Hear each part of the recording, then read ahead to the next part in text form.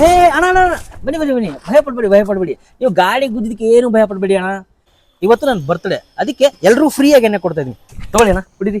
ಅವ್ನ ಗಾಡಿ ಗುದ್ಬಿಟ್ಟಿದ್ದೀನಿ ಪಾಪ ಅವನೇನು ಬೇಜಾರೇ ಮಾಡ್ಕೊಳ್ದೆ ಎಣ್ಣೆ ಬೇರೆ ಕೊಡ್ತಾವನೆ. ಒಂದು ವಿಶ್ ಮಾಡ್ಬಿಡೋಣ. ಹ್ಯಾಪಿ ಬರ್ಡೇ ಅಣ್ಣ. ಥ್ಯಾಂಕ್ಸ್ ಅಣ್ಣ ಥ್ಯಾಂಕ್ಸ್ ಅಣ್ಣ, ಕುಡೀರಿ ಕುಡೀರಿ ಕುಡೀರಿ ಕುಡೀರಿ. ಅಣ್ಣ ನಿಮಗೆ ಇಲ್ಲ ಇಲ್ಲ, ನಾವು ಸಾಯಂಕಾಲ ದೇವಸ್ಥಾನಕ್ಕೆ ಹೋಗ್ಬೇಕು. ಕುಡೀರಿ ಕುಡೀರಿ.